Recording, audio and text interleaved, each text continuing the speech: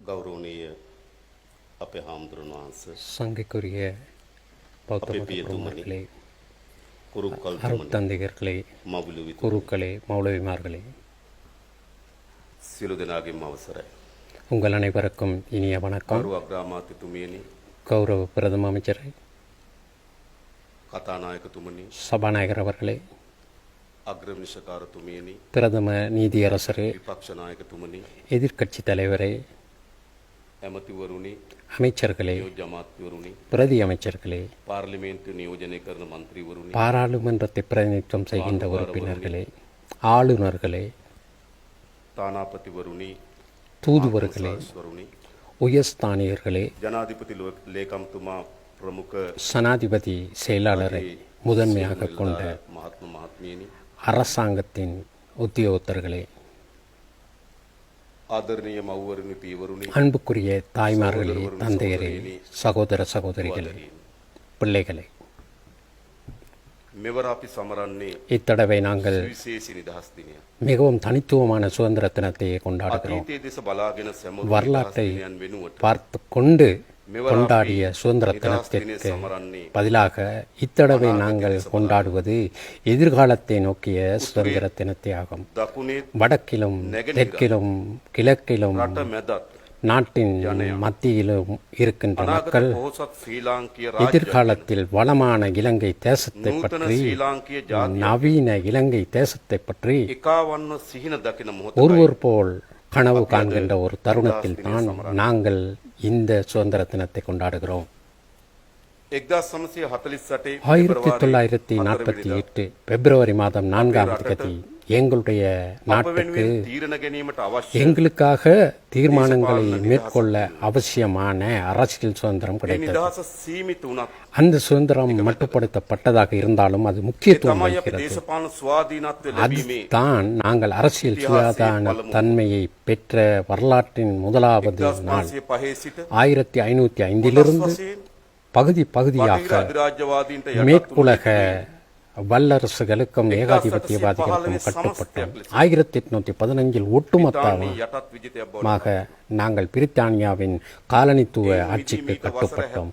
அதிலிருந்து விடுபட்டு 77 வருடங்களுக்கு முன்னர் இந்து சமுத்திரத்தால் சூழப்பட்ட இந்த தீவில் சுயாதீனமான அரசமாக වන දේශපාලන மேலோங்குவதற்கு அவசியமான அரசியல் நிபந்தனைகளை நாங்கள் இன்றைய தினம் போன்ற ஒரு தினத்தில் தான் ஆரம்பிக்கின்றோம்.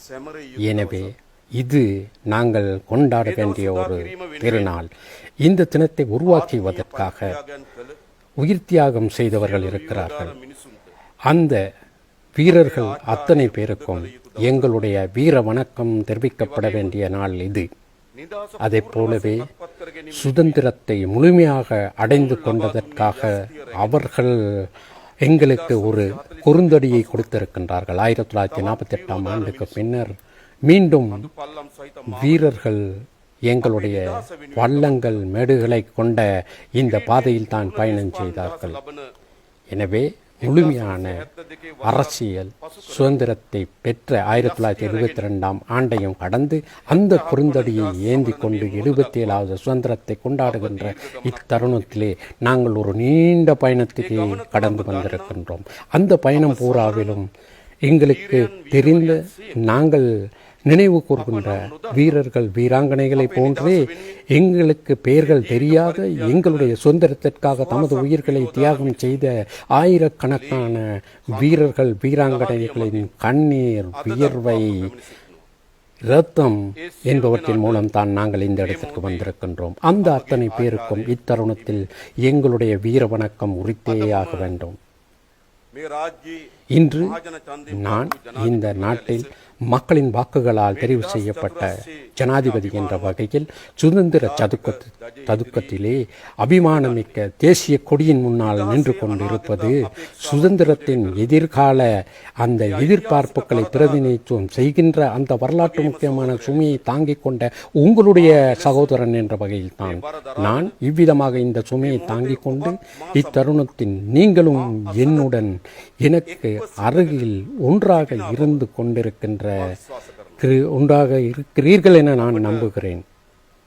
எங்களுக்கு எங்களுடைய பொருளாதார சுதந்திரத்திற்காக අපේ සමාජ සංස්කෘතික எங்களுடைய சமூக கலாச்சார சுதந்திரத்திற்காக குறிப்பாக නිදර්ශන පුරවැසියන් ලෙස நவீன பிரஜை என்ற வகையில் அபிமானமிக்க வகையில் இந்த நாட்டில் வசிக்க அவசியமான சுதந்திரத்தை உருவாக்கிக் கொள்வதற்காக ஒன்றாக பயணம் செய்ய வேண்டிய ஒரு பயணம் இருக்கின்றது.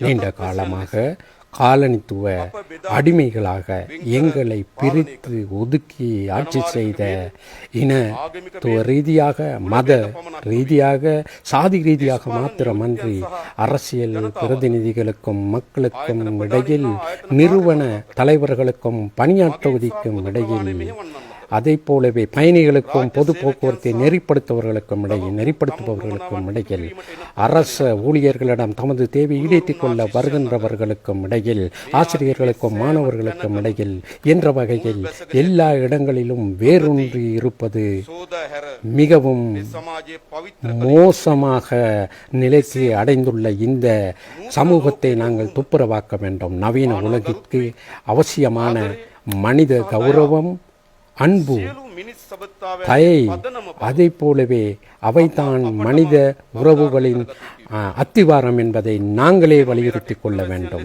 எனவே இந்த நாட்டின் பிரஜைகள் என்ற வரையில் ஒரு மனிதனுக்கு உரித்தாகின்ற நன்மதிப்பு அல்லது அன்பு அவர் வலது குறைந்தவர் என்பதற்காக, வயோதிபர் என்பதற்காக, நோயாளி என்பதற்காக அத்தகைய எந்த விதமான இயலாமை காரணமாகவும் மட்டுப்படுத்தப்பட நாங்கள் இடமளிக்க கூடாது.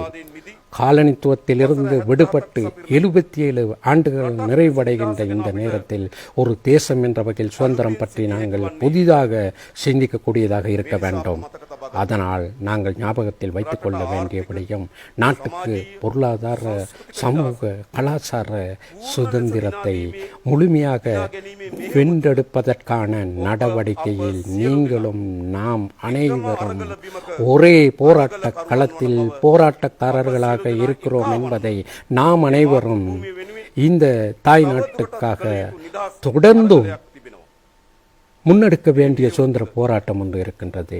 இந்த நெறிப்படுத்தலில் எமது தேசத்திற்கு உணவை உற்பத்தி செய்கின்ற கமர்காரர்களுக்கும் அதை போலவே மீனவர்களுக்கும் ஒரு வகைபாகம் இருக்கின்றது. எமது தேசிய உற்பத்தி மூலமாக அறிவை விருத்தி செய்து எதிர்காலத்தை கட்டி வளர்க்கின்ற ஆசிரியர் என்ற வகையில் உங்களுக்கென ஒரு கடமை பொறுப்பு இருக்கின்றது. எமது தேசத்தின் ஆரோக்கியத்தை பாதுகாக்கின்ற சுகாதார செயற்பாட்டாளர்கள் என்ற வகையில் உங்களுக்கு அந்த செயற்பொறுப்பு இருக்கின்றது. எங்களுடைய பிரஜைகளின் பாதுகாப்பை உறுதி செய்கின்ற போலீசார் மற்றும் பாதுகாப்பு துறைக்கு அந்த பொறுப்பு இருக்கிறது.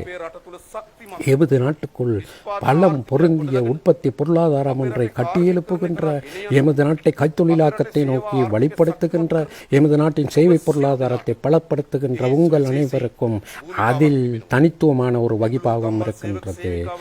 இந்த ஆலை தொழிலாளர்களிலிருந்து மலையகத்தில் தேயிலை கொழுந்தினை பறிக்கின்ற அந்த தொழிலாளர்கள் உள்ளிட்டதாக தொலைதூர நாடுகளில் எமக்காக தேவையாற்றி வருகின்ற தகவல் தொழில்நுட்பம் மூலமாக எமது நாட்டை உயர்த்தி வைக்க முயற்சி செய்கின்ற, சுற்றுலா தொழில்துறையில் இந்த நாட்டை உயர்த்தி வைக்க முயற்சி செய்கின்ற உங்கள் அனைவருக்கும் ஒரு வகிபாகம் இருக்கிறது. உலக பொருளாதார முறைமைக்குள் பலவீனமானவர்களாக அன்றி அந்த எல்லா இடத்திலும் நசுக்கப்படுகின்றவர்களாக இன்றி பொருளாதார அந்த மட்டத்திலே எங்களுடைய சுதந்திரத்தை வெற்றி கொள்ள வேண்டுமானால் நாம் அனைவரும் ஒன்று சேர்ந்து இந்த தாய் நாட்டுக்காக அர்ப்பணிப்பை காட்ட வேண்டும். பொருளாதார சுதந்திரத்திற்கான போராட்டத்திற்குள் சமூக கலாச்சார சுதந்திரத்தை ஒருபோதுமே நாங்கள் இரண்டாம் பட்சமாக நினைக்க தயாராக இல்லை. எனவே கலைஞர்கள் என்ற வகையில், எழுத்தாளர்கள் என்ற வகையில், ஊடகவியலாளர்கள் என்ற வகையில், கல்விமான்கள் என்ற வகையில் பகைமையால் கண்கள் மூடப்பட்டுள்ள எங்களுடைய தேசத்தை, அழுக்கடைந்த தேசத்தை நாங்கள் சுத்தமாக்க வேண்டும், குணப்படுத்த வேண்டும். அந்த விடயம் தொடர்பில் உங்களால் கைவிடப்பட முடியாத பொறுப்பே இருக்கின்றது. அதற்காக எங்களுடைய மத தலைவர்களுக்கு மிகப்பெரிய ஒரு பொறுப்பு கையளிக்கப்பட்டிருக்கின்றது. அதே போலவே இந்த நாட்டின் எதிர்கால சந்ததியினர், அவர்களை பார்த்து பராமரித்துக் கொள்கின்ற பெற்றோர்கள், அன்புக்குரிய தாய்மார்கள், தந்தைமார்கள் என்ற வகையில் உங்களுக்கும் தனித்துவமான ஒரு செயற்பொறுப்பு இருக்கிறது. அதே போலவே நாளைய தினம் இந்த நாட்டை பொறுப்பேற்க தயாராக இருக்கின்ற பிள்ளைகள் என்ற வகையில் உங்களுக்கும் மிக உன்னதமான ஒரு பொறுப்பு இருக்கின்றது, வகிப்பாகம் இருக்கின்றது. இந்த நாட்டை நேசித்த மக்களின் தியாகம், கண்ணீர், இரத்தம் என்பவற்றின் மூலம் இந்த நாட்டை முன்னேற்ற பாதையில் கொண்டு செல்வதற்கான குறுந்தடி எங்களுக்கு இவ்வாறு ஒப்படைக்கப்பட்டதோ அந்த கௌரவமான பொறுப்பினை எதிர்காலத்திலே ஒரு நாள் உங்களின் கைகளில் நாங்கள் ஒப்படைப்போம். 2025 பிப்ரவரி 4 காலனித்துவத்திலிருந்து விடுபட்டு 77 ஆண்டுகளுக்கு பின்னர் தேசிய சுதந்திரம் கொண்டாடப்படுகின்ற இன்றைய தினத்தில் நான் உங்களுக்கு ஒரு விடயத்தை சபதமளித்து கூறுகிறேன். உங்களுக்கு நாங்கள் கையளிக்கின்ற இந்த நாட்டை வரலாறு எங்களுக்கு ஒப்படைத்த நாடு அல்ல. நீங்கள் மிகச்சிறந்த பிரஜைகள் என்ற வகையில் விரும்புகின்ற, உங்களுடைய பிரஜைகளின் அபிமானத்திற்கு மதிப்பளிக்கின்ற, மிகவும் முன்னேற்றமடைந்த கலாச்சார மனதை கொண்ட மக்கள் என்ற வகையில் மனித நாகரிகத்தில் தற்போது பெற்றுக்கொண்டுள்ள விஞ்ஞான ரீதியான, தொழில்நுட்ப சிந்தனை ரீதியான வெற்றிகளை இலங்கை நாட்டின் பிரஜை என்ற வகையில் அனுபவிக்க உங்களுக்கு இருக்கின்ற உரித்தினை உறுதி செய்கின்ற ஒரு நாடாக இதனை மாற்ற வேண்டும். அதற்காக நான் அவ்வாறு செய்வேன் என உறுதியாக கூறுகிறேன். வரலாறு எங்களுக்கு உரித்தாக்கி கொடுத்துள்ள இந்த மாபெரும் வாய்ப்பினை கைவிட்டு செல்ல எந்த விதத்திலும் தார்மீக உரிமை கிடையாது. நாங்கள் அவ்வாறு செய்யவில்லை என எதிர்காலம் செய்யாவிட்டால் எதிர்காலம் அதற்கு சான்று பகரும். எனவே நாங்கள் உங்களுக்கு கையளிக்கின்ற எங்களுடைய அன்புக்குரிய தாய் நாட்டை எம்மை விட நேசத்துடன், அன்புடன், பலத்துடன் நீங்கள் எதிர்காலத்திற்காக முன்னெடுத்து செல்வீர்கள் என ஆழ்ந்த நம்பிக்கை கொண்டிருக்கிறேன். நான் மனிதர்கள் என்ற வகையிலே இந்த உலகில் பிறக்கின்ற எமக்கு கைவிட முடியாத பொறுப்பாக அமைவது இந்த நாட்டை உயர்ந்த மனிதத்துவம் உள்ள இடமாக மாற்றுவது தான். அவ்விதமாக உயர்வான மனிதத்துவம் உள்ள இடத்தை சமமான வகையில் அனுபவிக்க ஒவ்வொரு மனிதனுக்கும் நாம் வாய்ப்பினை ஏற்படுத்தி கொடுக்க வேண்டும். சுதந்திரத்திற்கான போராட்டம் இதோ இந்த நோக்கத்துடன் தான் பிணைந்திருக்கின்றது. எனவே அந்த சுதந்திரத்தின் கனவை நாங்கள் ஒன்றாக காண்போம். அந்த கனவை ஒன்றாக உண்மையாக்குவோம், யதார்த்தமாக்குவோம். சில நேரங்களில் நீங்களும் நானும், நாம் அனைவரும் ஒன்று சேர்ந்து இந்த பயணித்து கொண்டிருக்கின்ற சுதந்திரம் மற்றும் ஜனநாயகம் பற்றிய நவீன அரசியல் உலகத்தில் மறைக்க முடியாத, அழிக்க முடியாத முன்மாதிரியை எங்களுடைய இலங்கை தேசம் மாற்றுகின்ற ஒரு பயணம் தான் இது என்பதை மறந்துவிடக்கூடாது. நிச்சயமாக எம்மால் இந்த நாட்டில் செல்வந்த நாடாக எமது நாட்டை மாற்ற முடியும். ஆனால் நாங்கள் முயற்சி செய்தால்